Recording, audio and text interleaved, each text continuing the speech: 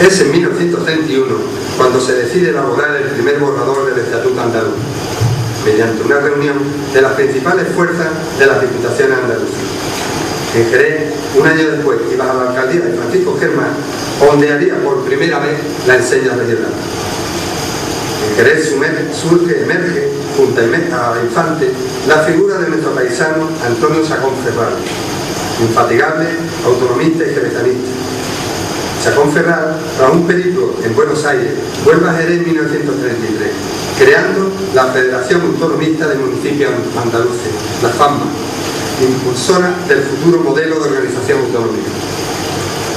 Alcanzado el triunfo del Frente Popular, la Junta Autonomista emprendió una campaña de difusión nacional de recuperación del anteproyecto de base para el Estatuto Andaluz redactado en Córdoba.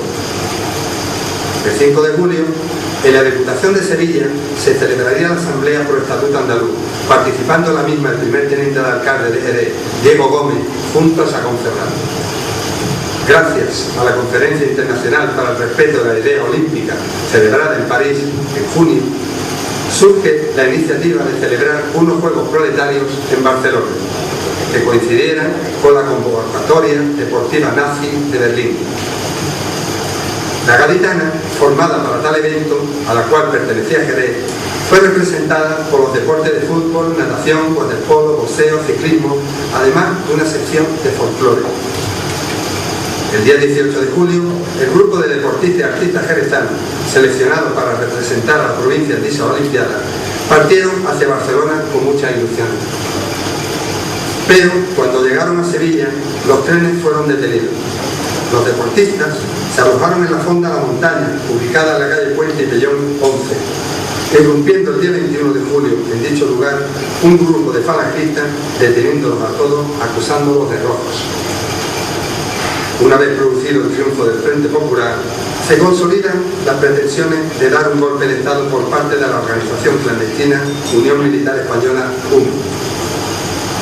Para ello, se nombraría una junta militar encabezada por el general Sanjurjo y de la que formarían parte los generales Mola, Varela, Franco, Orgaz, Godet, etc.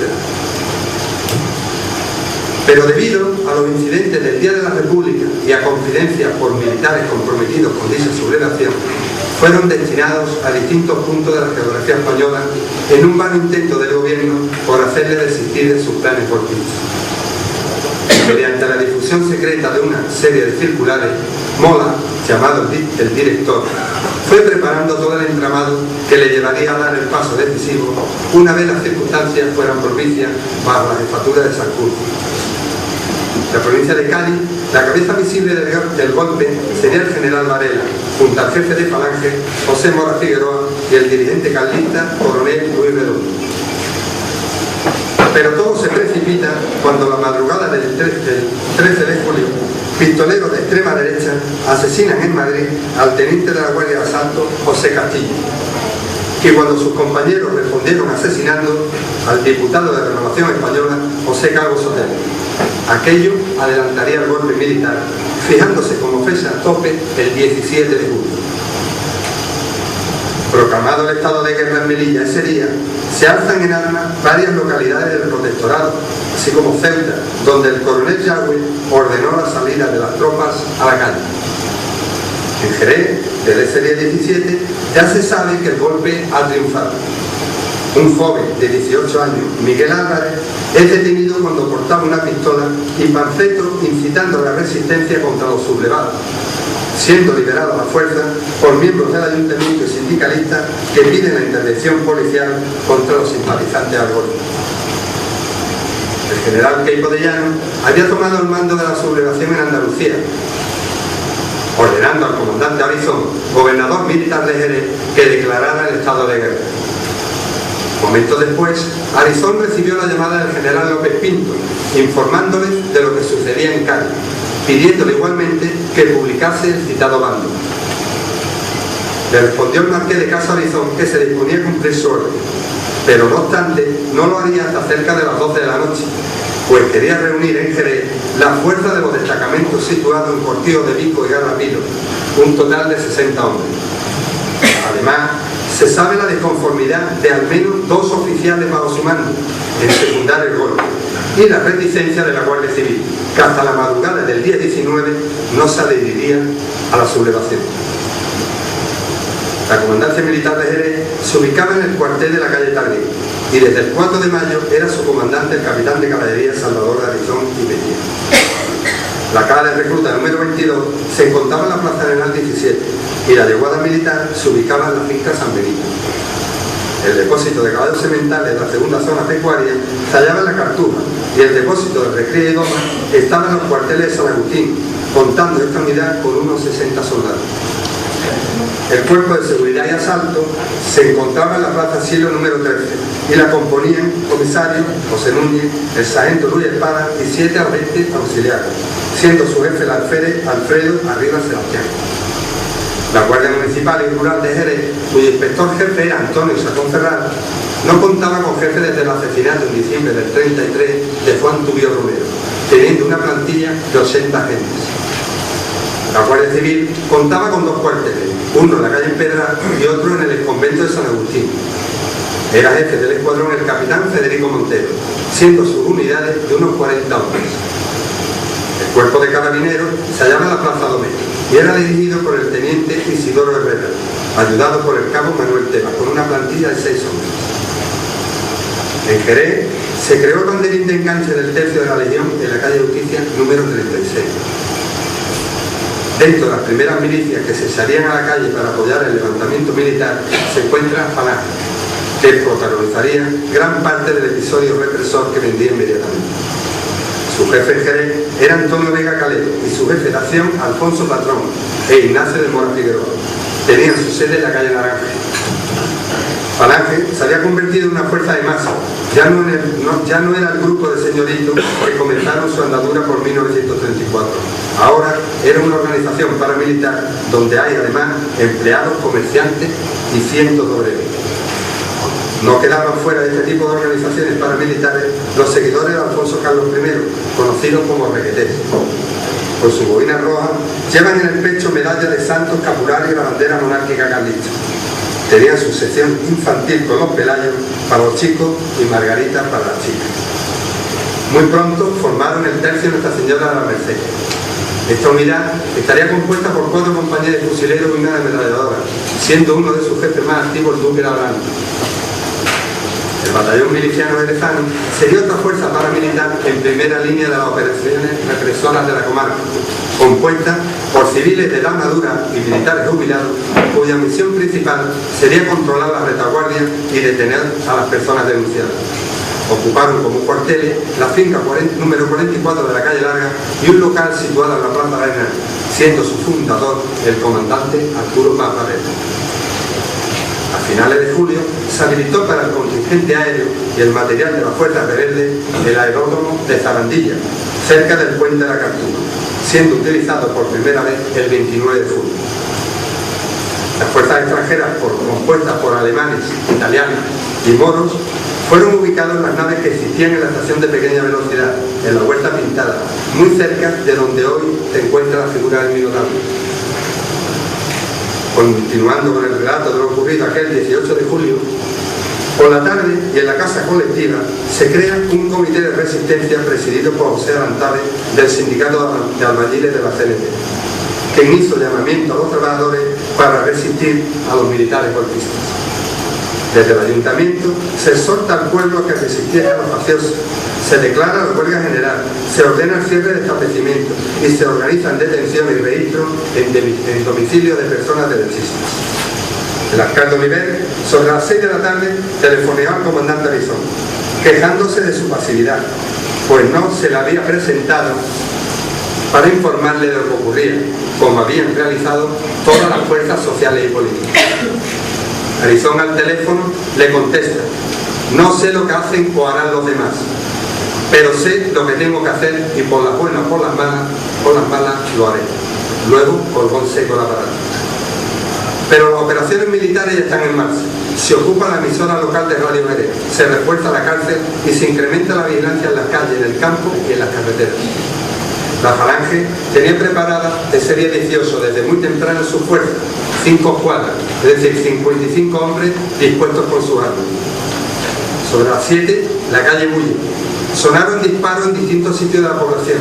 Por el ayuntamiento desfilan la mayoría de las autoridades locales, sindicales y funcionarios. Los asaltos se mueven armados por la ciudad para defender la legalidad constitucional, deteniendo a la calle Caballero número 32, sede encubierta de Falange, a los que allí se encuentran. En el ayuntamiento, una juventud republicana decide subir a la alcaldía y los guardias intentan detenerlos. Armas, claman. Armas, queremos armas, pero armas no hay. Aquella noche del 18 de julio llevaron a la alcaldía paquetes de municiones de diversos calibres para repartir entre los vectores que momentos antes habían sido solicitadas a la armería Sport Jerezano. A las 11:30 de la noche llegan los soldados de Vico y Garrapilo, tomando posición en los puntos estratégicos de la ciudad. Los voluntarios insurrectos se concentran en el cuartel de la calle Tardía. A las 0 horas, el alcalde vuelve a telefonar al comandante y este le dice que no puede moverse del cuartel sin órdenes de la división, colgándole nuevamente la parada. Un cuarto de hora más tarde se presenta en dicho cuartel un alférez de la Guardia Civil, con el sargento y dos números, al parecer con órdenes de detener a Arizón, pero finalmente deciden ponerse las órdenes del comandante golpista. Tomada la emisora de sus alrededores, Arizón se pone al micrófono para declarar desde la emisora el estado de guerra. La radio clama el triunfo de los insurrectos, dando cuenta que en breve desembarcarían en Cádiz fuerzas del ejército de Marruecos y que se dirigían a Jerez. Esto aumentó la confusión, desapareciendo los grupos leales que habían cerca del ayuntamiento, incluidos los carabineros. La guardia de asalto, a quien se había dado orden de resistir, se une a la sublevación. Conocido el bando golpista, se echan a la calle grupos de leales al gobierno, produciéndose algunos tiros frente al Gallo Sur y en plena calle Algarve, entre elementos fascistas y obreros armados. El comandante de la plaza habla con el alcalde. Declarado el estado de guerra, manda un capitán para que le entregue al alcalde. Las órdenes que lleva son fulminantes. Tengo 2 camiones con fuerzas preparadas. Evite un día de luto a la ciudad. Dispone de 5 minutos para cumplimentar la orden. Tomado el edificio consistorial, quedó como alcalde provisional el capitán veterinario Juan Mín. A partir de estos momentos, la calle pertenece al ejército rebelde. La suerte de Jerez está echada. Nadie estará a salvo. El teniente Juan Arizón, hermano del comandante Salvador, ordenó tomar el control de puntos estratégicos como el ayuntamiento, la radio, telégrafo, la cansa, ferrocarril, etc. El domingo 19 se dan cita en el antiguo cuartel de caballería, falangistas RQT y demás organizaciones políticas sociales afines al golpe, así como gran número de militares retirados. En los centros de trabajo, declarada la huelga general, son muchos los que no acuden a trabajar, aunque los centros obreristas como la Casa Colectiva y sedes de partidos políticos o logias masónicas son clausurados. La represión va tomando cuerpo y los altos cargos funcionarios, sindicales y políticos van siendo detenidos conforme son localizados y conducidos a la cárcel de Belén, bajos del Alcázar, cuartel de Tardí o cuartelillo de Falange en la calle Iglú. Algunos concejales son detenidos y trasladados al puerto de Santa María, como Vicente Subasti. Otros consiguen esconderse como Juan Taboada o Rafael Orge, siendo posteriormente detenidos por delación y fusilados. En el mercado suenan disparos. En la corredera y la plaza Arenal se produce un ligero tiroteo, registrándose heridos en ambos bandos. La famosa casa de la calle Caballero es atacada desde la azotea por leales al gobierno. El puente cercano a la Barca de la Florida está cortado. En el manantial del Tempul tiene lugar un enfrentamiento armado, muriendo en el mismo el maestro Cristóbal Castillo. Fuerzas del cortijo de Carrapilo han de sostener fuego con los contrarios al golpe. En la noche del día 20 se intenta recuperar la emisora de Radio Jerez y se produce otro tiroteo, aunque no se consigue debido a una confidencia. Se producen actos de sabotaje y resistencia, no solo en la ciudad, sino en todo el término, con incendios y robos en cortijos, cortes de carretera, etc. El cortijo de Vico se tiene noticia de que el cercano puente de la Guareña lo estaban destruyendo fuerzas republicanas. La carretera de Arcos fue cortada con árboles, cayendo en una emboscada de elementos de Falange que desde Jerez se trasladaban en esa dirección. En el Cuervo, se sabe, han echado abajo postes telegráficos. Por los alrededores de Jerez se conoce que se ha formado un batallón antifascista conocido como Avance, donde se alistan voluntarios jerezanos como Francisco Pérez Sánchez, que caería prisionero y sería posteriormente fusilado. El día 20 llega a Jerez procedente de Cádiz, donde habían desembarcado fuerzas del grupo de regulares de Ceuta. Aquellos salvajes serían utilizados para hacer una verdadera racia en las Puertas del Sol, derribando puertas, disparando y gritando. El día 23 se produce el nombramiento como alcalde del comandante retirado de caballería Bernabé Rico Cortés, quien en un bando alertaba de las consecuencias de no acudir al trabajo ante la posición firme de las fuerzas sociales de mantener la huelga general. Por ello, fuerzas de la Guardia Municipal ocupan los puestos de los trabajadores en huelga, como panadería, servicios ferroviarios, autobuses, etc. No obstante, consolidado el golpe por medio de actos aparentemente legales, como el levantamiento de actas, miembros de la Junta Directiva de las asociaciones de trabajadores van cediendo al chantaje de la autoridad militar, entregando los fondos de la organización, el local, las listas de los afiliados y resolviendo la disolución a la fuerza de las mismas. A los detenidos, desaparecidos y asesinados, acusados de simpatizar con el Frente Popular, les son incautados todos sus bienes. Sus familiares añaden al dolor de la pérdida de sus seres queridos el desahucio, la miseria y el desprecio de sus vecinos y allegados. Los funcionarios que hubieran tenido relación con el Frente Popular son despedidos, como el guardia del cementerio José León, miembros de la Guardia Municipal como Juan Benítez, etc. Los registros domiciliarios en busca de individuos peligrosos son una constante. Para los que se escondían, el gobierno militar emitió una circular amenazando con el fusilamiento a todos los vecinos varones de la finca donde se ocultaran los perseguidos.